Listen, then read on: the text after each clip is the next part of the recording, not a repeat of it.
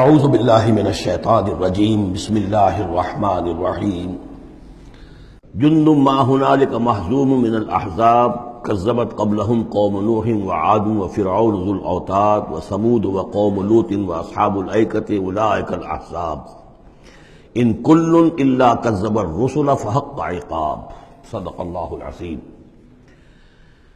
یہ بھی ایک لشکر ہے ان میں سے کہ جو اس سے پہلے ہلاک کیے جا چکے ہیں، ان کی قسمت میں بھی اب اسی طرح کی ہلاکت لکھی جا چکی ہے۔ اگلی آیتوں میں ذکر ہو رہا ہے جیسے قوم نوح، قوم ہود، اسی طریقے سے ذو الاوتاد، فرعون، ثمود اور قوم لوط، یہ سب ہلاک ہوئی ہیں۔ اسی طرح سے اب یہ قریش بھی جو ہے معلوم ہوتا ہے کہ اسی انجام سے دوچار ہونے کا فیصلہ کر چکے ہیں۔ کذبت قبلہم قوم نوح، جھٹلایا تھا ان سے پہلے قوم نوح نے اور عاد نے، وعاد وفرعون، اور فرعون ذو الاوتاد میخوں والا، کیونکہ ان کا لشکر بہت بڑا تھا، تو جب وہ لاؤ لشکر کے ساتھ چلتے تھے تو بہت سے گھوڑوں پر اور خچروں پر تو صرف وہ جو کھوٹے ہوتے ہیں کہ جن سے کہ خیمے گاڑے جاتے ہیں اس کے لیے، تو وہی لگے ہوئے ہوتے تھے۔ وثمود، اور قوم ثمود، وقوم لوط، لوط کی قوم، واصحاب الایکہ، اور یہ قوم شعیب جو بن والے تھے، اولئک الاحزاب، یہ ہیں وہ جماعتیں، یہ ہیں وہ گروہ، یہ ہیں وہ قومیں کہ جو ہلاک ہو چکی ہیں۔ ان کل الا کذب الرسل، ان سب نے رسولوں کی تکذیب کی، فحق عقاب، تو وہ میرے سزا کے اور میری عقوبت کے مستحق ہو گئے۔ وما ينظر هؤلاء الا صيحة واحدة ما لها من فواق، اور یہ لوگ بھی اب منتظر نہیں ہیں مگر صرف ایک چنگھاڑ کے، ایک ہی چنگھاڑ ہوگی ہماری طرف سے، ما لہا من فواق، جس میں کوئی وقفہ نہیں ہوگا، یہ ایک مسلسل۔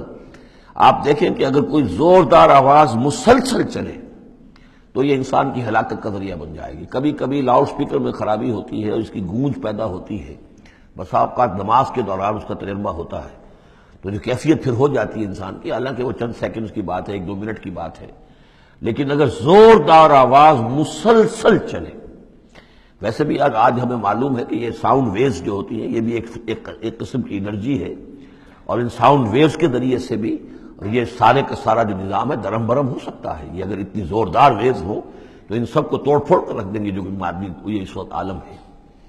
تو ان وما ينظر هؤلاء، مگر اللہ تعالیٰ کو کوئی اور بہت بڑا کوئی کام کرنے کی ضرورت نہیں ہوتی قوموں کو ہلاک کرنے کے لیے، ایک چنگھاڑ، وما ينظر هؤلاء الا صيحة واحدة ما لها من فواق، لیکن وہ رکے گی نہیں، بیچ میں دم نہیں لے گی، مسلسل۔ وقالوا ربنا عجل لنا قطنا قبل يوم الحساب، اور وہ کہہ رہے ہیں، اور یہ وہ استہزاء کہا کرتے تھے کہ پروردگار یہ جو محمد کہہ رہا ہے صلی اللہ علیہ وسلم کہ ہمارا کوئی حساب کتاب ہونا ہے تو جو ہماری بیلنس شیٹ ہے وہ ہمیں ابھی دے دے، یوم الحساب سے پہلے ہمیں تو ابھی وہ ہمارا بتا دے کہ کیا ہماری بیلنس شیٹ ہے۔ قطنا، چٹھی ہماری، پچھلے زمانے میں جو چٹھے بنتے تھے، کاروبار کا سالانہ چٹھا بنتا ہے کہ یہ آمد، یہ خرچ اور یہ بچت۔ ربنا عجل لنا، جلدی دے دے ہمیں، لنا قطنا، ہماری چٹھی، ہمارا کریڈٹ اور ڈیبٹ بیلنس جو ہے، بیلنس شیٹ دے دے، قبل یوم الحساب، اس یوم الحساب سے پہلے۔ اصبر علی ما یقولون، اے محمد صلی اللہ علیہ وسلم آپ صبر کیجئے جو کچھ یہ کہہ رہے ہیں۔ واذکر عبدنا داود، اور آپ تو ذرا تذکرہ کیجئے داود کا، ہمارے بندے داود کا، ذل عید، جو بڑی قوت والا تھا، انہ اواب، اور ساتھ ہی وہ بہت ہی رجوع کرنے والا تھا اللہ کی جناب میں۔ انا سخرنا الجبال معه، ہم نے تو اس کے ساتھ پہاڑوں کو مسخر کر دیا تھا، یسبحن بالعشی والاشراق، جو اس کے ساتھ ہی تسبیح کرتے تھے اس کی آواز میں آواز ملا کر، شام کو بھی اور صبح کے وقت بھی۔ والطیر محشورا، اور پرندے بھی کہ جو جمع کر دیے جاتے تھے، جو ان کے ساتھ مل کر حمد کے ترانے الاپتے تھے۔ کل لہ اواب، یہ سب کے سب اللہ کی طرف رجوع کرتے تھے، یا یہ کہ یہ سب کے سب رجوع کرتے تھے حضرت داؤد کی طرف، اور پھر داؤد جو ہے وہ گویا کہ ان سب کے ساتھ اللہ کی جناب رجوع کرتے تھے۔ وشددنا ملکہ وآتیناہ الحکمۃ وفصل الخطاب، اور ہم نے اس کی جو حکومت تھی اسے خوب مضبوط کیا تھا، اور ہم نے اسے حکمت عطا کی تھی اور فصل الخطاب بھی عطا کیا تھا، یعنی فیصلہ کن بات کہنے کی صلاحیت، ایسی بات کہی جائے جس سے کہ لوگ سب مطمئن ہو جائیں کہ ہاں یہ بات ٹھیک ہے، فیصلہ کن بات ہو، دو ٹوک ہو، اور یہ کہ سب کے لیے موجب اطمینان ہو۔ وَهَلْ أَتَاكَ نَبَأُ الْخَصْمِ، اب یہ جو 3-4 واقعات اس صورت میں آ رہے ہیں یہ مشکلات القرآن میں سے ہیں۔ اس کی وجہ یہ ہے کہ یہ ہیں واقعات، لیکن ان کی یہاں پہ صرف اشارے کنائے میں قرآن نے تذکرہ کیا ہے۔ ان کی تفصیل کے لیے اگر ہم رجوع کرتے ہیں تورات کی طرف تو وہاں ہمیں کچھ قصے ایسے ملتے ہیں کہ جو انبیاء کی شان سے پوری طرح مطابقت نہیں رکھتے. لہذا ایک بہت یوں سمجھیے کہ ایک ہمارے لیے شش و پنج کا مسئلہ ہے کہ مفسرین واقعہ تو اس طرح کا ہے، معلوم ہوتا ہے کہ کہیں کو خطا ہوئی ہے اور ہو جاتا ہے. آخر نبی اور رسول جو ہے وہ بھی سب اللہ کے بندے تھے اور اللہ تعالیٰ کی طرف سے خصوصی حفاظت ان کی ہوتی تھی. وہ معصوم ہوتے تھے بئی معنی یہ نہیں کہ ان کے اندر کوئی غلطی کا رجحان ہی کبھی پیدا نہیں ہو سکتا تھا. وہ تو اگر یہ رجحان ہی پیدا نہ ہوتا تو فرشتے ہوتے، پھر وہ انسان نہ رہتے. جب تک وہ انسان تھے تو اس رجحان کے پیدا ہونے کی نفی ہم نہیں کر سکتے، لیکن یہ کہ اللہ انہیں بچا لیتا تھا، روک لیتا تھا. تو وقت کے اوپر بچا لینا، روک لینا، جیسے حضور کے بارے میں آتا ہے کہ آپ اپنی وہ نوجوانی کے دور میں حضور فرماتے کہ 2 مرتبہ میں نے ارادہ کیا کہ وہ جو میلے ہوتے تھے جہاں پر کچھ وہ قصے کہانیاں ہوتی تھیں، وہاں پر فوش گوئی بھی ہوتی تھی، شاعر جو ہیں وہ ایسے ایسے اپنے قصیدے سناتے تھے، اپنے معاشقوں کی تفاصیل بیان کرتے تھے. تو 2 مرتبہ حضور کہتے ہیں میں نے ارادہ کیا کہ میں بھی ان میں جاؤں، دیکھوں کیا ہوتا ہے، وہاں پہ میں بھی شریک ہوں. لیکن دونوں مرتبہ یہ ہوا کہ فاصلے پر ہوتا ہوگا، ظاہر بات ہے کہ عین مکے میں تو نہیں تھا وہ.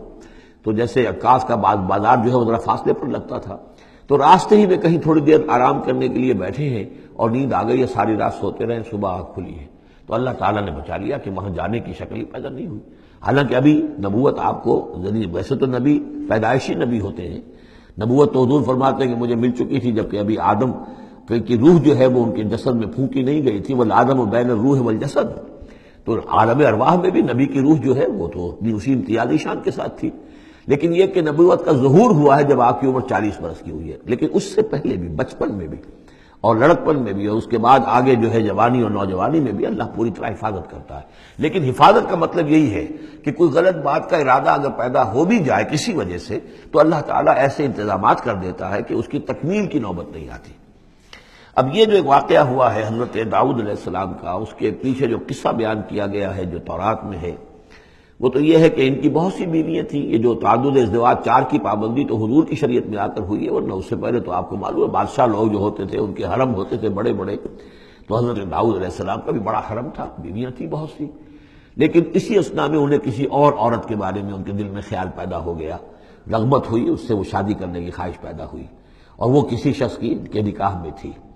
اس خیال کا دل میں آنا جو ہے بس اس کے اوپر ٹوکنے کے لیے کہ تم کیا سوچ رہے ہو، یہ غلط بات سوچ رہے ہو، اللہ تعالیٰ نے ایک شکل پیدا کر دی. وَهَلْ أَتَاكَ نَبَأُ الْخَصْمِ، اور کیا تمہارے پاس آ چکی ہے 2 دعوے داروں کی خبر، یعنی کچھ لوگ آئے تھے جن کا ایک مقدمہ تھا، ان کی خبر. اِذْ تَصَوَّرُوا الْمِحْرَابَ، جبکہ انہوں نے دیوار پھلانگ کر محراب میں، حجرے میں جہاں حضرت داؤد علیہ السلام اللہ کی عبادت میں یاد میں مشغول تھے وہاں پہنچ گئے. پہرے داروں وغیرہ سے سب سے بچ کر فصیل کو یا دیوار جو تھی اس کو پھلانگ کر آ گئے. اس دخلوا علی داؤد، اب جب وہ وہاں وہ تنہا اللہ کی یاد میں تھے، انہوں نے دیکھا اللہ داؤد نے کہ 2 اشخاص آ گئے ہیں، ففزع منہم، تو وہ ڈرے ان سے کہ پتہ نہیں کس نیت سے آئے ہیں، کس ارادے سے آئے ہیں. 2 انسان ہیں. قالوا لا تخف، ان کا کہ آپ ڈریں نہیں. خصمان بغى بعضنا علی بعض، ہم 2 ہیں ایک دوسرے کے مقابلے کے فریق. خصم کہتے ہیں جو ایک دوسرے کے بالمقابل ہوں، مخالف. ہم 2 مخالف ہیں. بغى بعضنا علی بعض، ہم میں سے کسی نے دوسرے پر زیادتی کی ہے. فاحکم بیننا بالحق، تو ہمارے مابین حق کے ساتھ فیصلہ کیجیے. ولا تشتت، اور دیکھیے اسے ٹالیے نہیں. آپ کہہ کہ کل آنا پرسوں آنا، یہ نہیں، یہ معاملہ ہمارا بڑا ایمرجنسی والا ہے، فوری طور پر ہم چاہتے ہیں کہ آپ ہمیں بتائیں.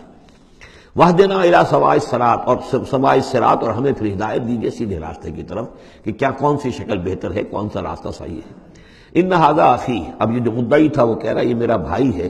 لہ 99 نعجۃ، اس کے پاس 99 دمبیاں ہیں، یعنی اس کا جو ہے بہت بڑا جو ہے ریوڑ ہے اس کے پاس. ولی نعجۃ واحدہ، میری ایک ہی دمبی ہے. اصل میں اس تورات کے واقعے کو اگر ہم سمجھیں تو اس کا مطلب یہ ہے کہ ایک شخص کے پاس 99 بیویاں ہیں، میرے پاس صرف ایک بیوی ہے. فقال اکفلنیھا، اب وہ کہہ رہا ہے کہ یہ بھی مجھے دے دے. وعزنی فی الخطاب، اور اس نے مجھے دبا لیا ہے، یعنی دباؤ ڈال رہا ہے مجھ پر، پریشرائز کر رہا ہے. جو گفتگو کرتا ہے تو بڑے زوردار انداز میں کرتا ہے. قال لقد ظلمک بسؤالک، بسؤال نعجتک الی نعاجہ، حضرت داؤد نے فوراً کہا کہ یہ تو بڑی ظلم کی بات ہے، واقعتاً اس نے بہت ظلم کیا تمہارے اوپر کہ تمہاری دمبی جو ہے اب اس پر بھی اس کی نظر ہے اور وہ اس کو چاہتا ہے تم سے لے لے اور اپنی دمبیوں میں اس کو بھی شامل کر لے ریوڑ میں.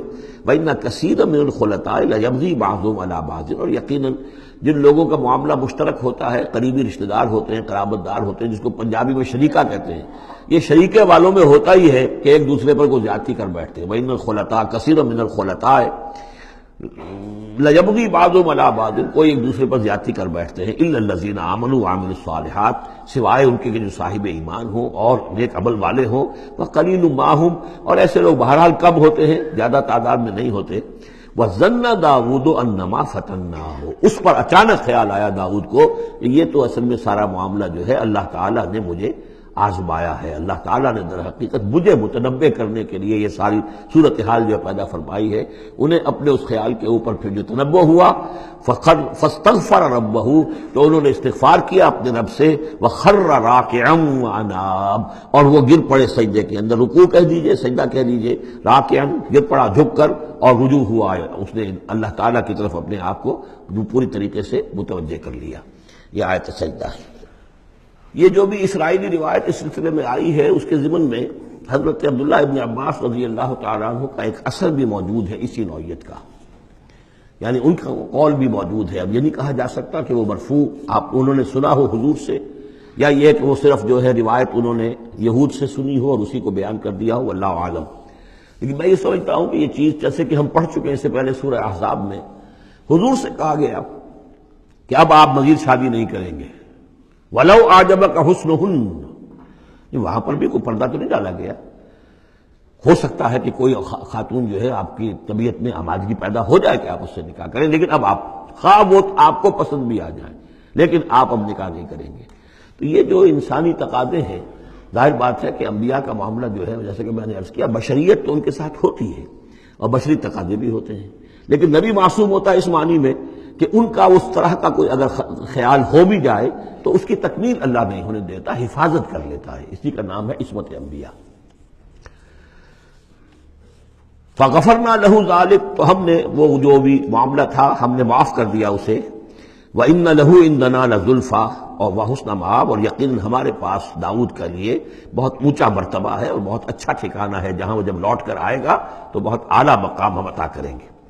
یا داؤد انا جعلناک خلیفۃ فی الارض، ہم نے کہا کہ اے داؤد ہم نے تمہیں زمین میں خلیفہ بنایا ہے، تمہیں حاکم بنایا ہے، فاحکم بین الناس بالحق، تو لوگوں میں جو فیصلے کرو معاملات کے حق کے ساتھ کرو، ولا تتبع الہویٰ، اور دیکھو اپنی خواہش کی پیروی نہ کرو، فیضلک عن سبیل اللہ، اگر اپنی خواہش کی پیروی کرو گے پھر تو وہ تمہیں لازماً گمراہ کر دے گی، بھٹکا دے گی اللہ کے راستے سے۔